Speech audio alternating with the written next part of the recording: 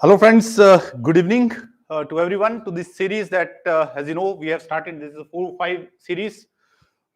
Every day we are coming up with the 5 questions, which are relatively ticklish questions and very good questions, and so as to give fillip to your preparation, right? So let's today basically I'm going to discuss with you 5 good quality questions from the environmental engineering section, particularly the XC paper that you know.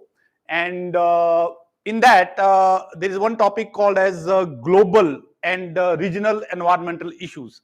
So I have taken those questions from that particular topic, and that topic is general in nature. For example, it deals with global warming, greenhouse gases, ozone layer, etc. Okay. So based upon the topic, I'm going to discuss some of those questions and hope you will simultaneously, as I will display the questions, you will try by yourself, and then I think I will explain in detail about the answer. So I think that is going to be a good approach, and you will see like what kind of problem or difficulty you face while solving such questions, right? Okay, so let's proceed ahead. And so this is a topic, environmental science. In your environmental science, you're having this topic. So this is the first question for you. Okay, so please go through this question first, and I will give you, because in this section this is not a numerical portion, mostly it is a theoretical portion, so I will not give you much time. But then roughly about 1 minute or so will be given to you to try that particular question. Okay, so just go through this particular question, and it is from that particular topic, as I told you, global and regional environmental issues, and more specifically it is from that greenhouse gases and global warming. Okay, so go ahead and try to answer. So just take 1 minute and let's see how many of you answer this question.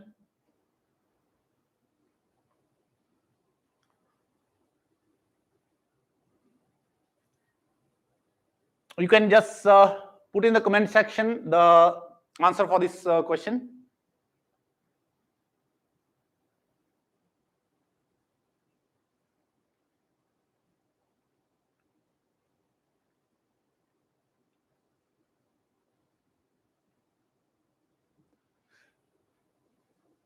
So this is the which of the following is not related to the Brundtland Commission.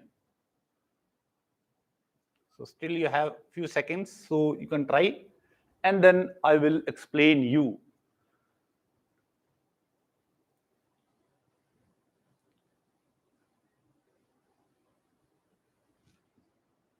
Okay, so let me just go ahead with the description now, or the detail. As you know, when this issue of global warming and greenhouse gases getting released in the environment started, then obviously world started coming together to tackle this particular issue. And still, as you know, every day whenever some kind of calamity occurs, then there's the issue of this climate change, and this is in vogue nowadays.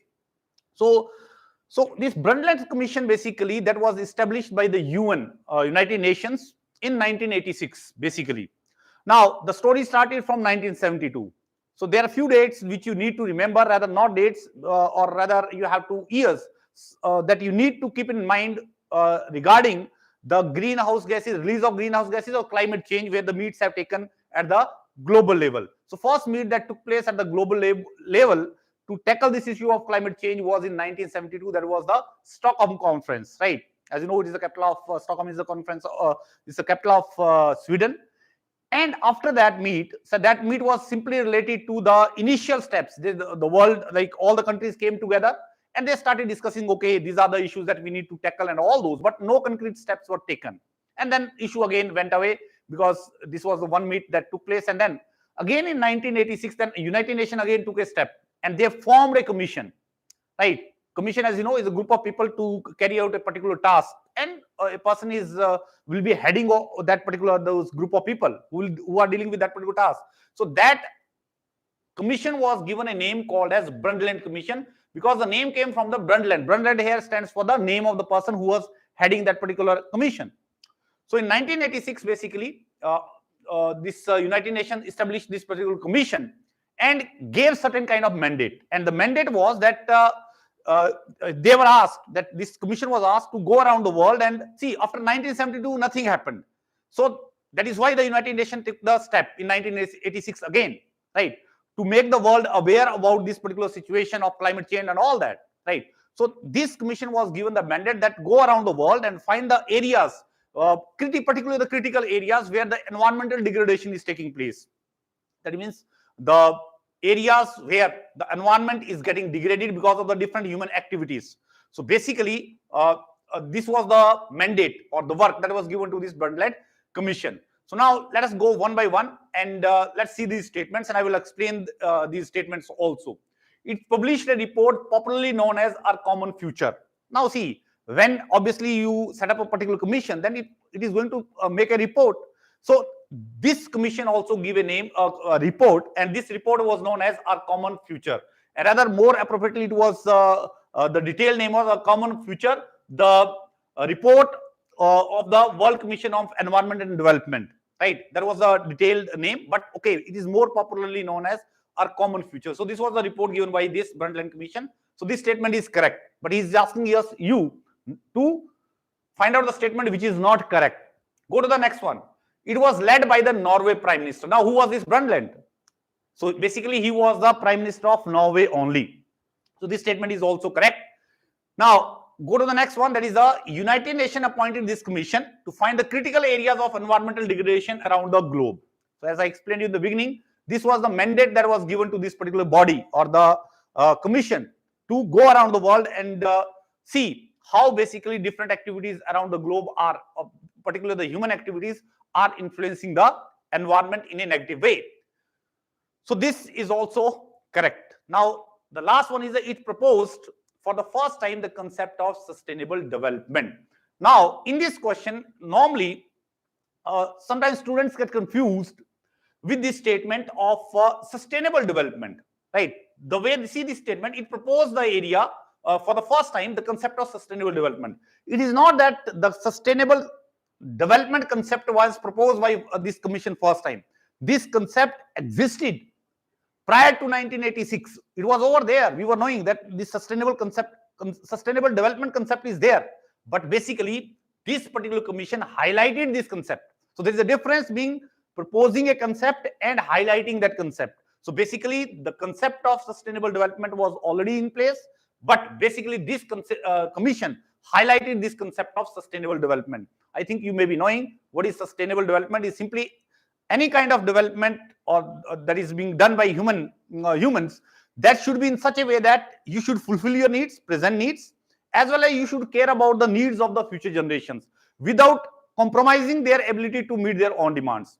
अगर मैं इसको simple Hindi में translate करूं, इसका मतलब ये है कि जो आपकी सस्टेनेबल डेवलपमेंट है, मतलब आज की जनरेशन है उसको भी अपनी नीड्स को फुलफिल करना है, बट इस तरीके से सो दैट कि फ्यूचर जनरेशंस के लिए भी वो for example natural resources and all those उनको वो भी अपनी नीड्स को फुलफिल कर सकें in future. It is not that कि आपके पास अभी है रिसोर्सेज है, you know how to exploit them, so indiscriminately exploit करके उसका यूज किया और फ्यूचर जनरेशन के लिए कुछ नहीं छोड़ा.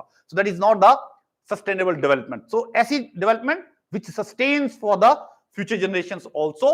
So this basically you can say this statement as per this is going to be the correct answer, because this is not related to Brundtland Commission. He didn't first time propose. This commission didn't first time propose. Basically they highlight किया इस concept को. That was all, right? So that is how. So this is going to be the correct statement. All other statements are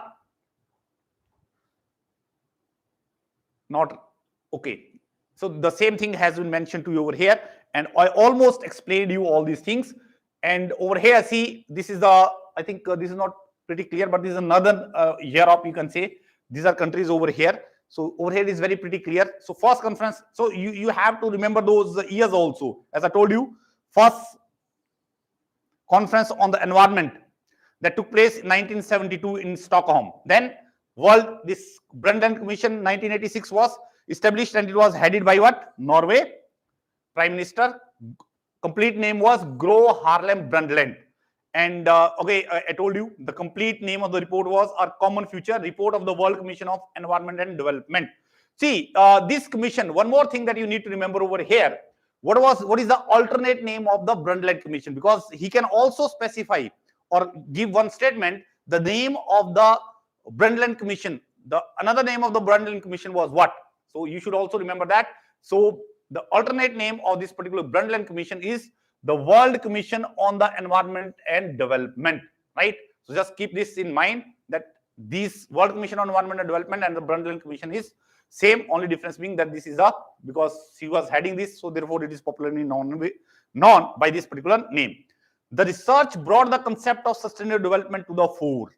ये to the fore मतलब उस चीज को highlight करना या आगे लाना, right? So this basically research जो इन्होंने फाइंडिंग की जो भी है whatever, so then they basically highlighted this concept of what? Sustainable development. किसके लिए? In order to combat that particular, in order to fight that particular environmental issues that are you are having at that particular point of time around the globe. So I think this is the brief. And okay, so let's now go to the next question. And again, this is from this same topic, that is the greenhouse gases and all that. So go through this, take your time, roughly about 1 minute, and try to answer this one.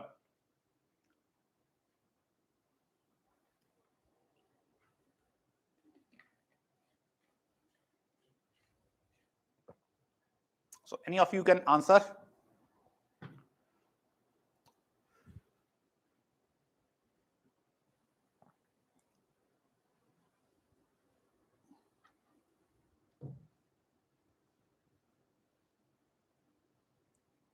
Let me just read it to you. Consider the following statements about Kyoto Protocol. And as you may be knowing, Kyoto is a city in Japan, and there a meeting took place with regard to these environmental concerns. So these are some of the statements. Which one of these statements are correct? So you need to have a very good idea or understanding of the Kyoto Protocol.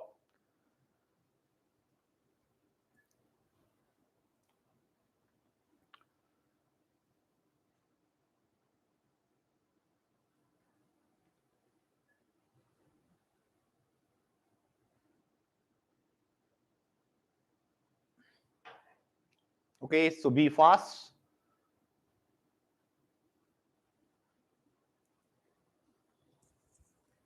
Okay, so let me now go one by one.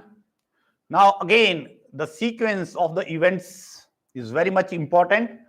In this case, for example, as I told you, in 1972,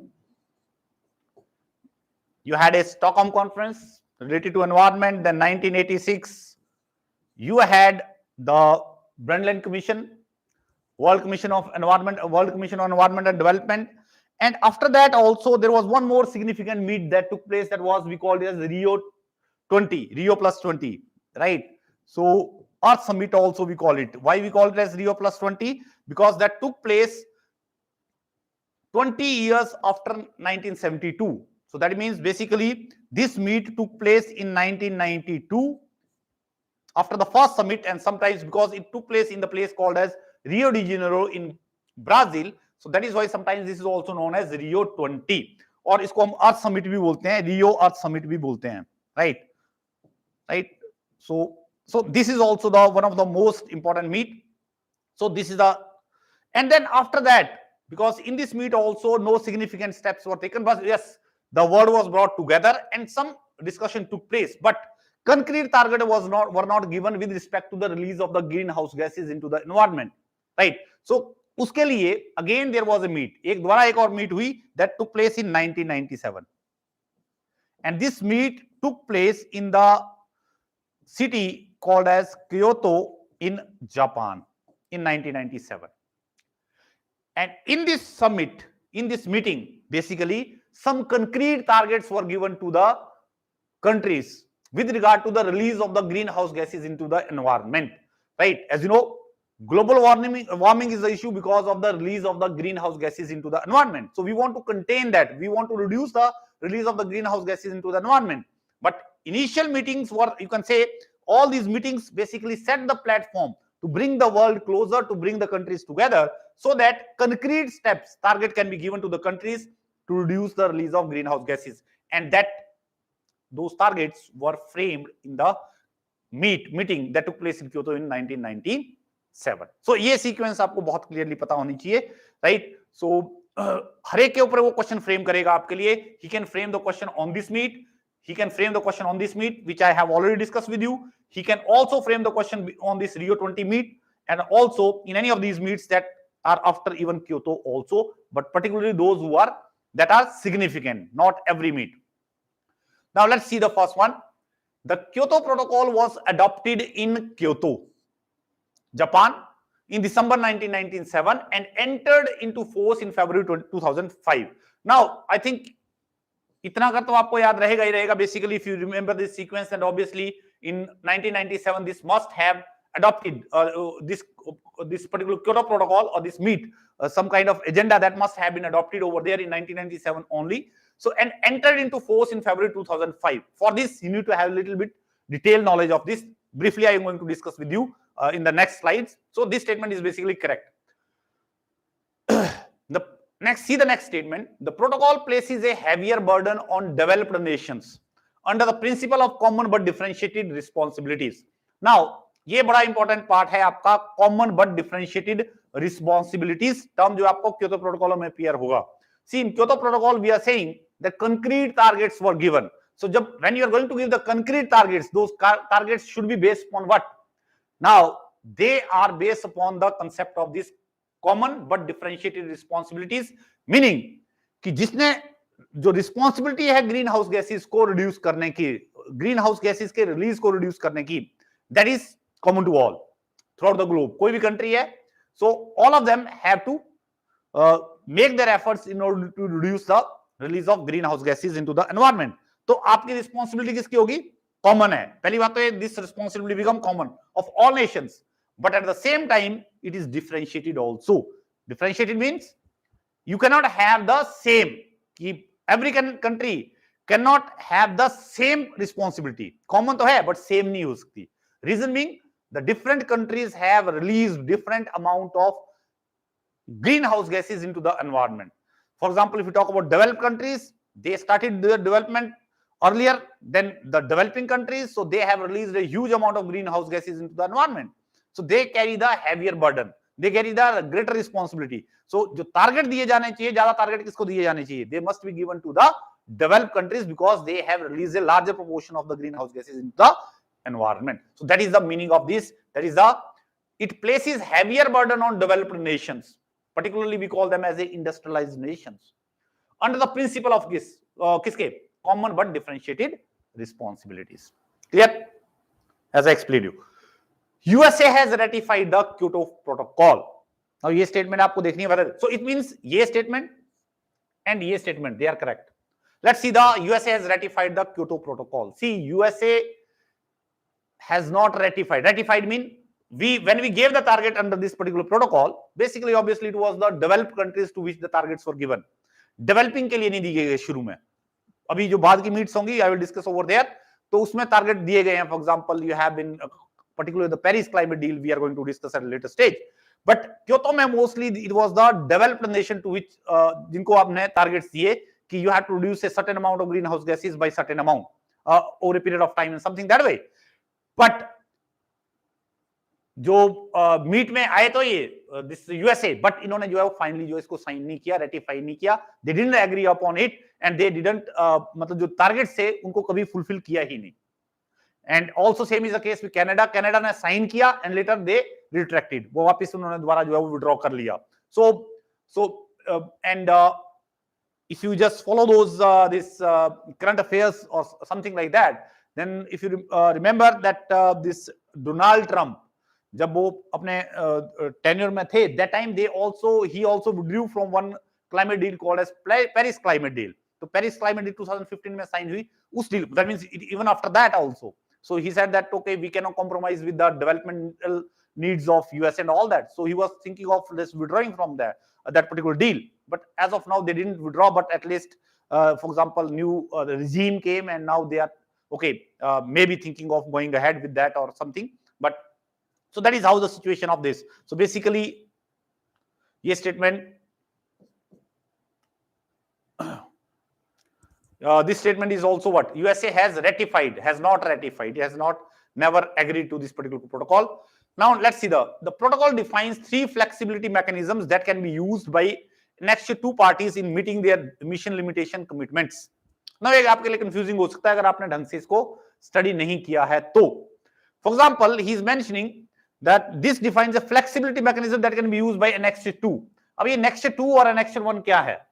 Basically the world, the countries were divided based upon annexure 1 and annexure 2 countries. That means annexure 1 countries are those countries which are industrialized, or agar loosely bolna hai aapne to you can say this is the developed, whereas annexure 2 countries are the non-industrialized countries. So see, protocol defines 3 flexibility mechanisms that can be used by annexure 2 countries to meeting their emission limitation commitments.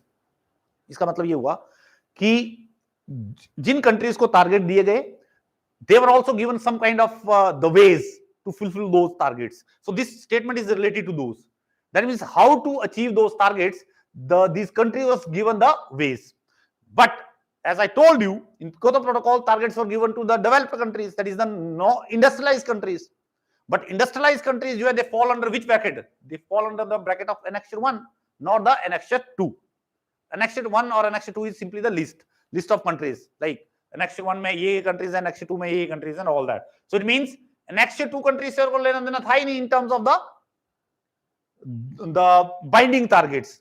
So obviously this statement cannot be true. I will explain very briefly in the next slide. Flexibility mechanism क्या है? Whatever I said, I will just sum it up in the next slide. So okay, so this basically statement is also not correct because it should be annexure 1. अगर annexure 1 होता है यहाँ पर, annexure 1 होता, then this statement would have been correct. तो उस case में clearly देखो, the protocol defines 3 flexibility mechanism that can be used by annexure 1 countries to fulfill their emission limitation commitments. That means जो आपने उन्होंने fulfill करनी है, जो target fulfill करने हैं, उसके लिए उनको कुछ एक तरीके दिए गए, the ways they were given in order to achieve those targets. The meaning of this is the meaning of this. Okay, so that means you're having this is also incorrect. So this is the 1 and 2 are going to the correct statements. So just have a look now over here. Even though I have already explained you, तो जैसे मैंने आपको बताया, this is इसमें एक term है COP3, right? The question could be framed based upon this also. So in basically if you have gone to Rio de Janeiro, there is a Rio Earth Summit. There the conference parties were created. That means every year these parties will come together and will have a meet. उस meeting को हमने नाम दिया COP. So the first COP 1992, as I told you, कि वो Earth Summit हुई, Rio +20, as I told you. So after 1992, first COP took place. That is meeting of these parties took place in 1995. So आपने जो counting शुरू करनी है COP 1, COP 2, COP 3 की, that you have to start from what? 95. So first COP, that is the conference of party, कि उनकी meeting जो हुई वो कब हुई? 1995 में. It was decided in which? Rio Earth Summit. So first COP, then 1996 में भी आपका COP हुआ होगा, and then obviously 1997 में आपका Kyoto Protocol हुआ, Kyoto में मीट हुई, तो उसको नाम दिया गया, that was given the name called as Conference of Parties 3 numbering, right? So that is the one more point that you need to keep in mind. So this is the same thing which is given over here. It commits its party by setting the internationally binding target reduction targets. I explained you that okay, they were given the concrete targets that these developed countries or industrialized countries have to reduce the greenhouse gases by a certain amount. और क्या method adopt किया गया? The method was of common but differentiated responsibilities because different countries have contributed by different amount in the release of the greenhouse gases. ये again same thing as I told you. और एक और चीज है, even though those countries, many countries agreed for this particular Kyoto Protocol, sign भी किया, but सारी country मिल मिला के they were releasing the 18% of the total greenhouse gases that was being released into the environment. Just think of, अगर ये 100 है तो 100 का 18% countries को ही target मिले, sorry 100 में से, that means total is 100, then out of that only 18% of the total that greenhouse gases that were being released into the environment, only 18% of the those total greenhouse gas emissions were belonging to these countries who got these targets, right? So obviously USA तो वैसे हट गया, the you can say USA, China being a developing country, वो वैसे ही बाहर चला गया था, right? So and also as you know Canada जो Canada also withdrew in 2012, sign कर दिया, बाद में withdrew कर लिया. And जो targets से, ये थोड़ी सी डेट याद रखनी है, just remember this जो टारगेट से they were given some periods कि during this period you have to fulfill your commitments. So those commitment periods was known as first commitment period and second commitment period. So first commitment period was 2008 to 2012. It came into force in 2005, but जो उनको actually reduce करना था between this 2008 और 2012 के बीच जो है वो they have to reduce whatever the targets they were given, right? Same way, second commitment period. Once this is over, already it is over. Then the second commitment period is this 2013 to 2020 तक ये second commitment period था. And after that to 2020 is the Paris climate deal जो कि 2015 में हुई. उसके बाद जो है the terms and conditions of those that Paris climate deal is going to be followed. That is how it is. Okay, so ये ध्यान रखना है आपने. Now the Kyoto Protocol defines 3 flexibility mechanisms that can be used by the next one. Keep it in mind. Least समझ सकते हो अगर आप if you want to understand in a very simple language. Parties in meeting their emission limitation commitments. That means 3 flexibility mechanisms. मतलब 3 तरीके हैं. The ways have been given to them to achieve those targets. What were they? So as of now, I will frame. I will just separately frame one more question on this. But as of now, just remember these 3 names because he can frame the question based on this also. That what are those flexibility mechanisms? तो एक है आपका international emission trading. The another one is the clean development mechanism, and third one is the joint implementation. So I will explain it in a different question when I will frame it. But as of now, just remember them that these were the 3 flexibility mechanism under the Kyoto Protocol in order to fulfill those commitments that were made by those industrialized countries over there.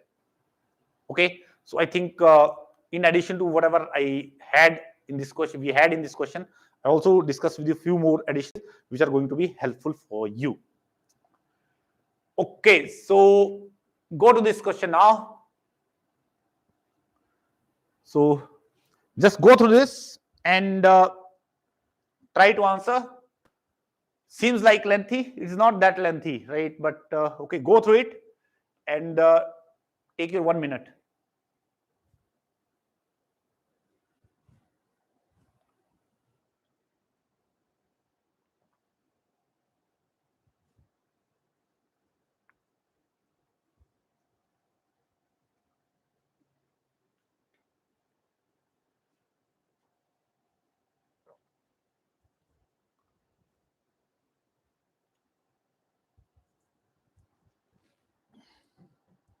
Okay, be fast.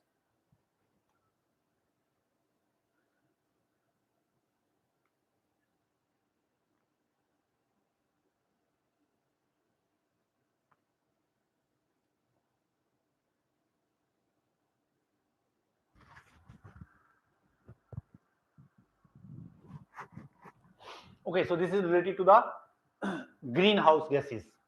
Some of the okay, so this is related to the greenhouse gases. Some of the greenhouse gases have been given, and you have been asked which one of these statements is correct. Let's see the first one. The carbon dioxide is the most potent greenhouse gas because it has the biggest potential to trap the heat. Now, ये जो statement है basically biggest potential. So you are having different gases which acts as a greenhouse gases. So अगर हम उनको compare करें, so different gases, then it says that carbon dioxide has the greatest potential.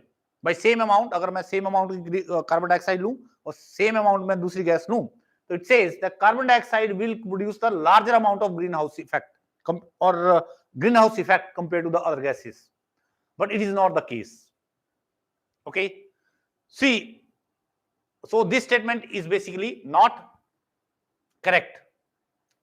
Reason being, because normally whatever you hear, carbon dioxide ज़्यादा बदनाम हो गई है जैसे बोलते हैं हम. It has like reason being because the carbon dioxide is getting released into the environment in very large quantities compared to other gases. तो ऐसा हो सकता है कि there will be some other gases जिनका जो warming potential है वो बहुत ज्यादा है compared to carbon dioxide. But since carbon dioxide which is being released into the environment is so huge that normally we forget about the other gases. So ये statement अपने आप में correct नहीं है because it is talking about the potential of that greenhouse gas. So I will discuss with you what are other gases which are having a more potential in terms of greenhouse effect. Okay, so ये statement आपकी correct नहीं है.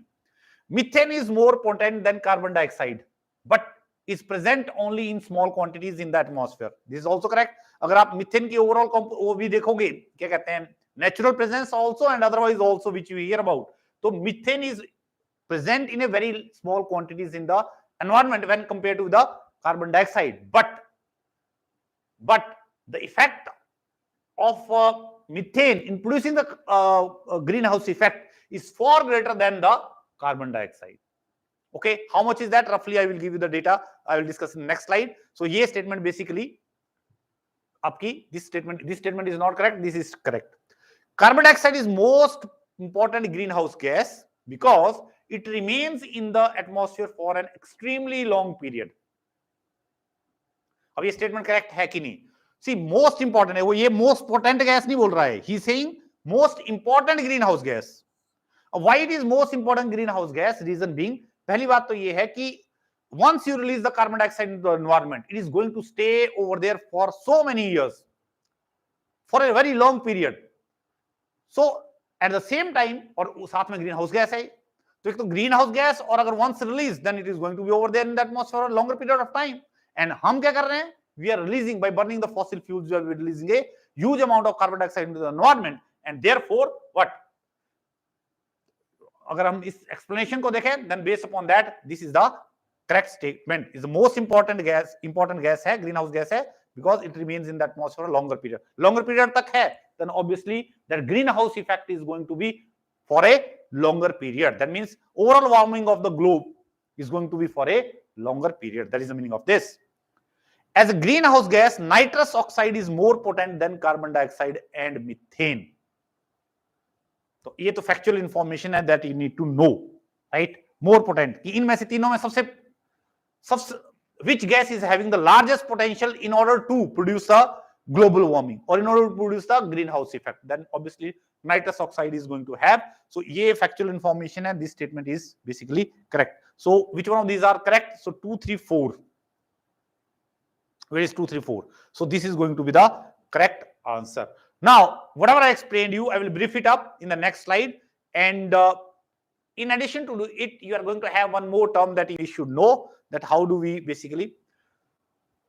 So, ये मैंने already explained कर दिया आपको कि because we are releasing, because of our developmental needs, we don't have alternate resources. So that is these resources, particularly the energy resources. So our large dependence is on the fossil fuels, and therefore we are releasing a lot of carbon dioxide in the environment, which is leading to global warming and all that. Now, how do we compare? एक term आएगा आपको जिसको हम बोलते हैं global warming potential. So different gases को compare करने के लिए कि which one is going to produce larger greenhouse effect, larger warming of the earth or the atmosphere, उसको कंपेयर करने के लिए एक टर्म कॉइन किया गया जिसको हम बोलते हैं ग्लोबल वार्मिंग पोटेंशियल, कि कौन सी गैस का, किसी पर्टिकुलर गैस का वार्मिंग पोटेंशियल कितना है compare to other, right? Now how do we compare? So what we have done is we have taken the reference as a carbon dioxide, because carbon dioxide release in huge quantity. तो हम क्या करते हैं, carbon dioxide को reference लेके we compare other gases compare to with this particular carbon dioxide, कि carbon dioxide के comparison में ये गैस कितना ज्यादा या कम एनवायरनमेंट को क्या करेगी, वार्म करेगी या ग्रीन हाउस इफेक्ट प्रोड्यूस करेगी. That is the meaning of this. So normally how do we compare? We compare, let's say if I take a 1 ton of carbon dioxide and 1 ton of, let us say, nitrous oxide. So and then we will say, or in a certain duration of time, let's say for 100 years of time, in 100 years of time, both these gases, which one of these two gases of equal amount, let's say 1 ton and 1 ton of both these gases are going to have a larger greenhouse effect or larger warming effect, right? That is how we compare. So if you see that it allows a comparison of warming impacts of different gases. Specifically, it is a measure of how much energy emissions of 1 ton of gas will absorb. Then obviously, how does warming takes place? As you know, once it absorbs that particular energy which is being released from the re-radiated from the earth surface, right? 1 ton of gas will absorb over a given period of time. Time भी define करना पड़ेगा. relative to the emission of 1 ton of carbon dioxide. 1 ton carbon dioxide के लो, 1 ton जो है you're going to take the of that other gas. The larger the global warming potential, नाम से आप idea लगा सकते हो, ग्लोबल वार्मिंग पोटेंशियल, ग्लोब को वार्म करने का पोटेंशियल कितना है compare to carbon dioxide. As simple as that. The more that a given gas warms the earth compare to what carbon dioxide over that particular period of time. अगर 100 year लूंगा, so if I'm comparing it for 100 years, then obviously 100 years. If you're comparing for 10 years, then it is going to be 10 years. The time period usually for the global warming potential is 100 years. जो data हम collect करते हैं, data share करते हैं, जिसके basis में हम बात करते हैं, बेसिकली उस कंपैरिजन के लिए we basically global warming potential of different gases we calculate for a period of 100 years. Global warming potential provide a common unit of measure which allows analysts to add up emission estimates of different gases and allows the policymakers to compare the emission. This is all the general statement. It means हमारे पास अगर हमें पता चल जाएगा कि particular gas is having a larger potential in order to make it warm that particular atmosphere, तो हम क्या करेंगे? We will try to restrict the release of that particular gas or we will try to take the steps something that way.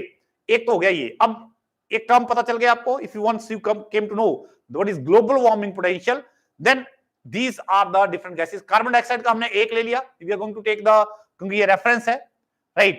So then let's talk about the methane. So see the methane. Methane जो है ज्यादा time के लिए environment में रहती है. एक और चीज देखो, carbon dioxide going to stay for a longer period of time. इसका मतलब ग्रीन हाउस इफेक्ट जो है बहुत लॉन्गर पीरियड ऑफ टाइम के लिए चलेगा इसके कारण.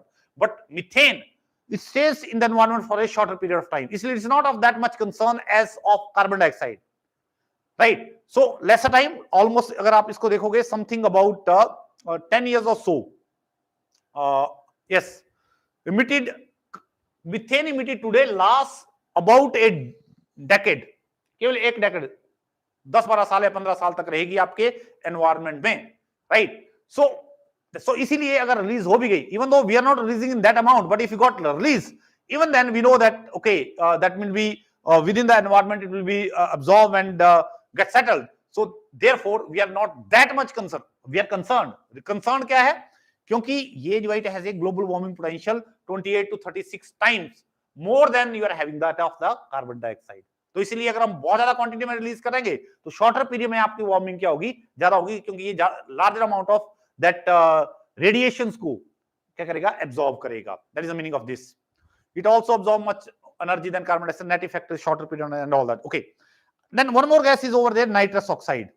See the global warming potential किसके कंपैरिजन में? Again in comparison to the carbon dioxide. Carbon dioxide का अगर 1 है, then you can just think of how large this global warming potential this particular nitrous oxide is going to have. Comparison we have taken 100 years basis या time scale सबके comparison के लिए ली है, right? It remains in the atmosphere for more than 100 years. ये भी concern का है.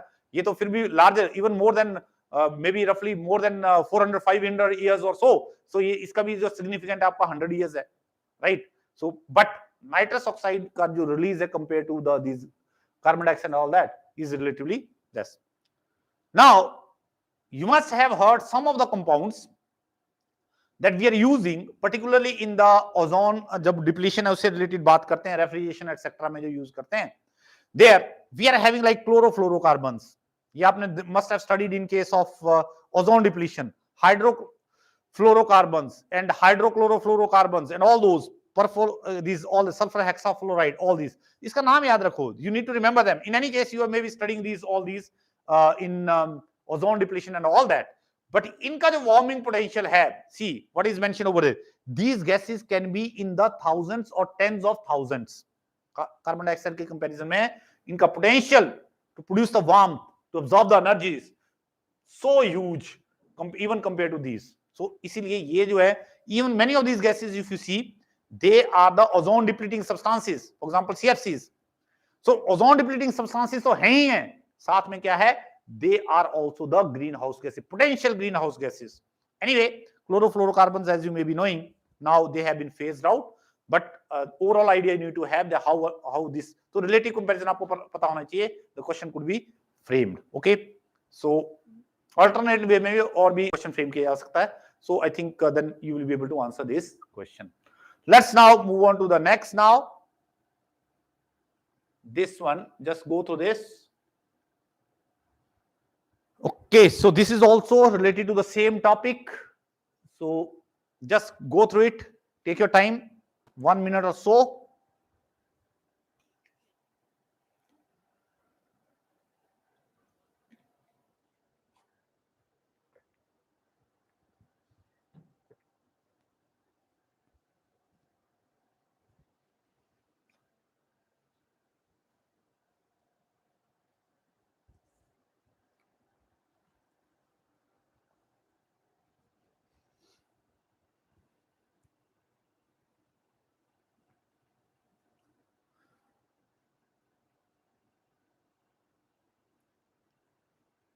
Okay, so be fast.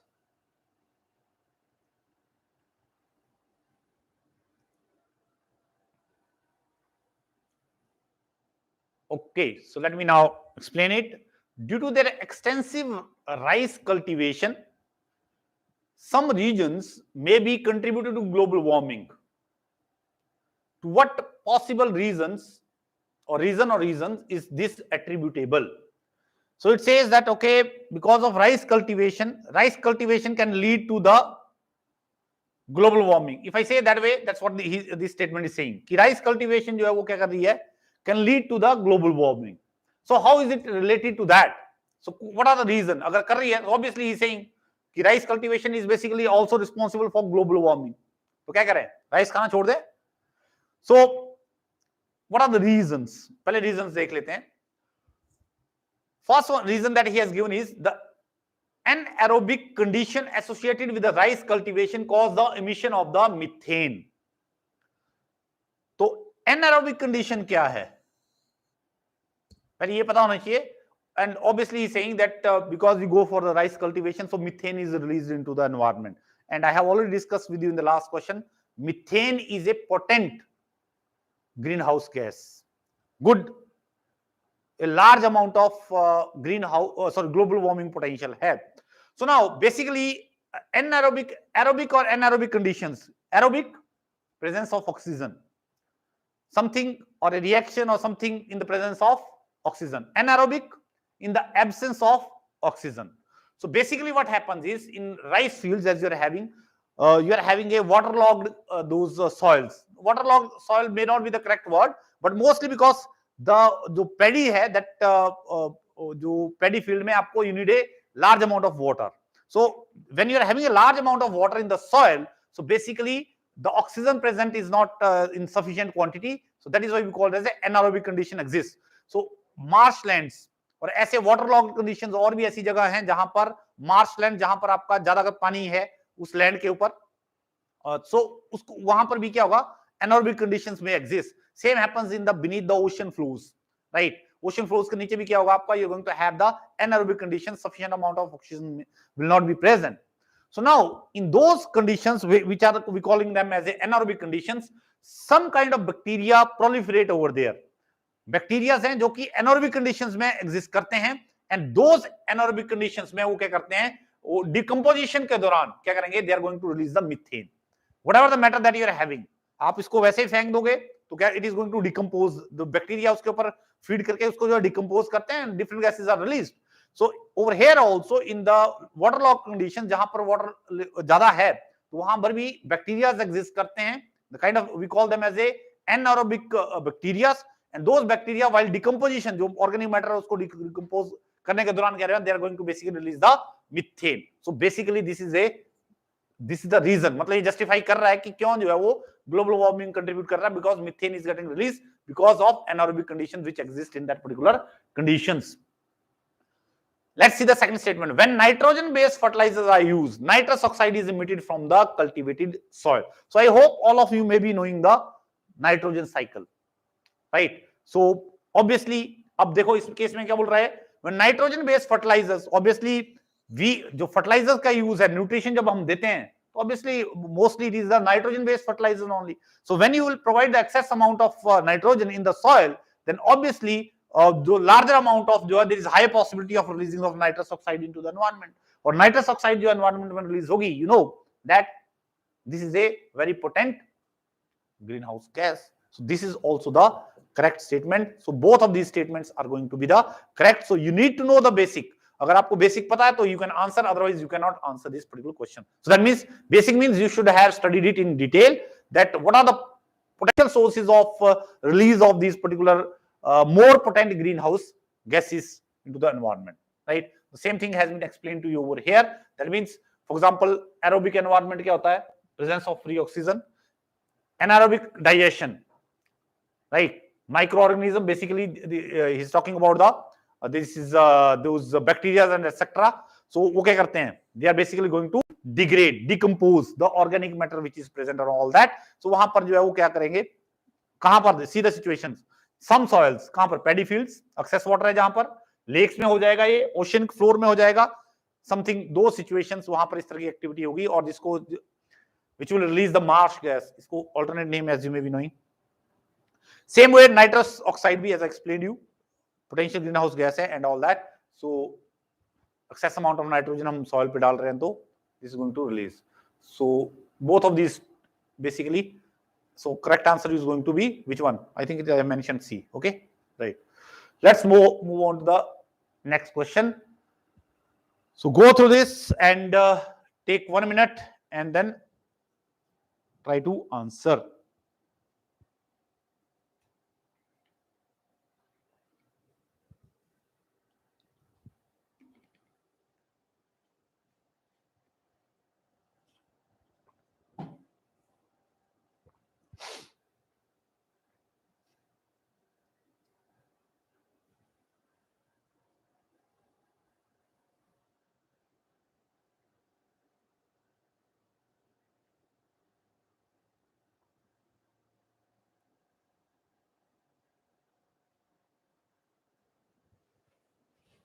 Okay, let me now explain. Which of the following factors favor ozone depletion, okay, over the Antarctica, leading to the formation of the ozone hole? So I hope you know ozone hole is not a permanent kind of feature. It's a seasonal. एक particular season में जो है वो appear होता है, and that is in the winter season in the southern hemisphere. Antarctica, as you know, is in the southern hemisphere, South Pole.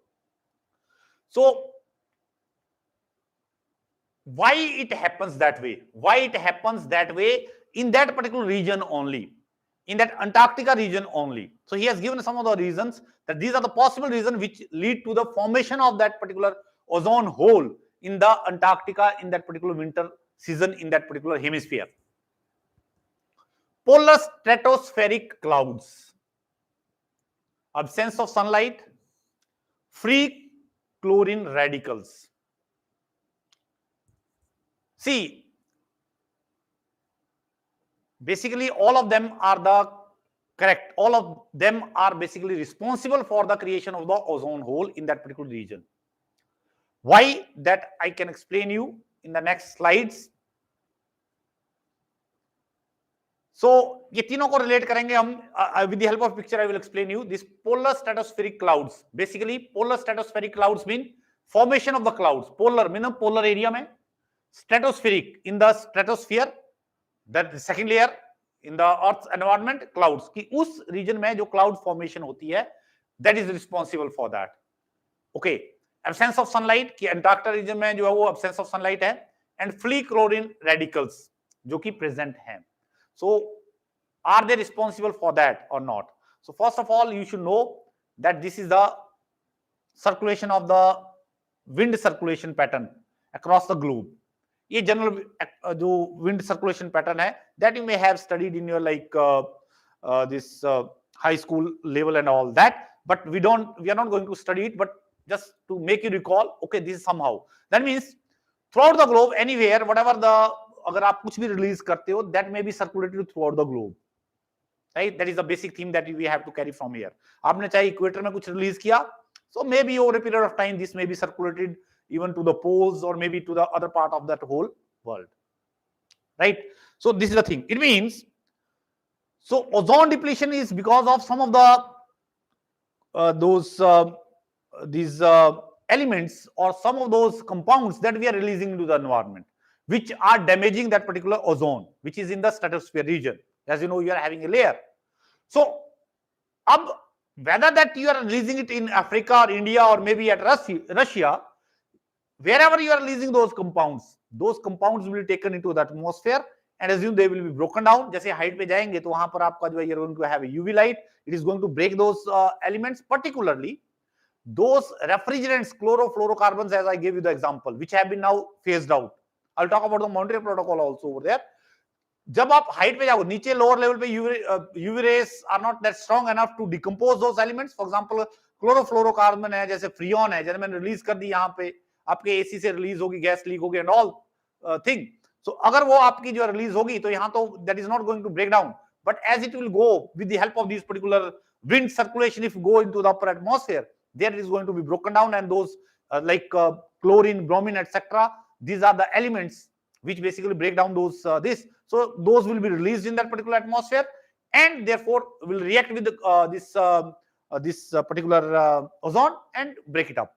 As simple as that. Now, so earlier we were using those the CFCs, and therefore they were getting released into the atmosphere, and therefore they were getting moved to the across the globe, and particularly to the Antarctica also. So ये तो हो गया कि if we see that this explanation, then I think you will say that this is correct.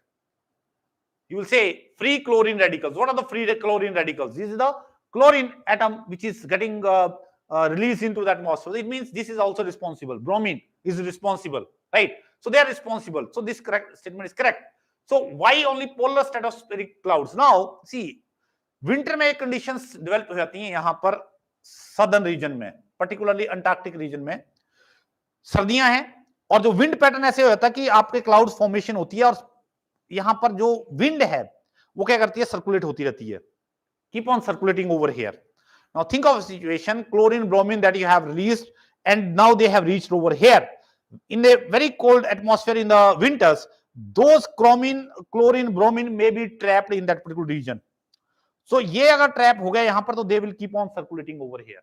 इसका मतलब these free radicals they will keep on moving over there at those particular stratospheric region, जो कि हम बोले cloud formation होगी वहां पर. So it means they will get sufficient opportunity to decompose or remove that or break down that ozone. So basically, because of these conditions, special conditions that is going to exist, special condition means the circulation pattern that is going to exist over there, वो escape नहीं कर पाएंगी over here. तो अगर वो trap होगी तो obviously they are getting circulated over here, और वो हर एक एटम के बार बार रिएक्ट करके जो उसको डैमेज करेगा ओजोन को. So that is why winter season में almost the जो यहाँ पर 70-80% of this ozone in the Antarctic region is basically depleted. So as you know, if it is depleted, UV rays can pass directly. So once winters are over, तो winters over होगी तो ये cloud formation जो है जो यहाँ पर थी, that will fade away. Once it fade away, the chlorine and bromine atoms, they will go away to the other regions of the world, and therefore that way this again because ozone, as you know, formation and formation as well as destruction continues, and therefore this will get filled up. So इसलिए वो seasonal है आपका this hole, ozone hole. It means this statement, that means polar stratospheric clouds are also responsible for that is the formation of that particular ozone hole, right, or lead to the depletion of the ozone in that particular region, right. Let's go to the now absence of sunlight. एक और चीज है आपको ध्यान रखना है यहां पर, जैसे मैंने स्टेटमेंट दी कि ओजोन जो है basically formation and how more or less the quantity of ozone in the ozone layer remains stable. Continuously is getting produced and destructed also. Production भी चल रही है, destruction भी चल रही है, right. Now what happens is in the summer, in the winters, as you know, this earth is basically tilted है, तो जो sun rays हैं वो basically क्या होगा, अगर sun यहाँ पर है कहीं तो this will axis is tilted this way, right. तो earth जो है ऐसे होगी actual में, तो यहाँ पर if you see this is the southern region going to over here. So sun rays are not going to fall on the whole of this particular place. So यहाँ पर जो आपकी sun rays आएंगी, जब sun rays पहुंचेंगी नहीं southern region में, obviously formation of ozone take place because of the, see what happens is ozone, when the sun rays falls, UV rays are going to basically break up that ozone molecule into nascent oxygen, and then ozone molecule and nascent oxygen combine and produce a ozone, O3. That process will खत्म हो जाएगी, क्योंकि you need the presence of UV light in order to produce that ozone over there. अब winter में क्या हुआ, आपको यहां पर है ही नहीं, आपका सनरेज है ही नहीं यहां पर, जब है ही नहीं तो ऑब्वियसली ओजोन प्रोडक्शन होगी नहीं. Whereas on one way ozone production is not taking place, other way और दूसरी तरफ जो है आपका क्या है, chlorine bromine atoms they got trapped, they are going to deplete it. So आप ये बोल सकते हो कि if there is no sun rays over there, so indirectly it is promoting the what formation of the ozone hole. Had it been the there, अगर होती, for example अगर मैं बोलूं कि आर्कटिक रीजन में that kind of situation may not exist,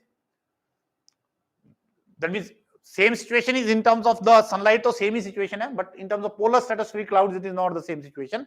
But anywhere on the other area on the earth, क्योंकि आपकी sun rays जो है पहुंच रही हैं, तो वो एटलीस्ट प्रोडक्शन तो आपकी रुक नहीं रही.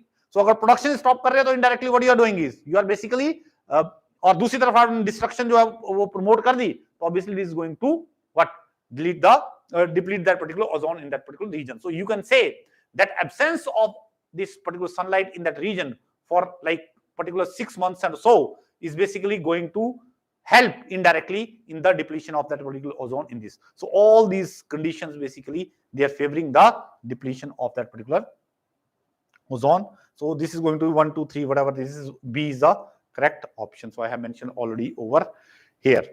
Okay, so that is all for today. So I hope you enjoyed these concepts and questions.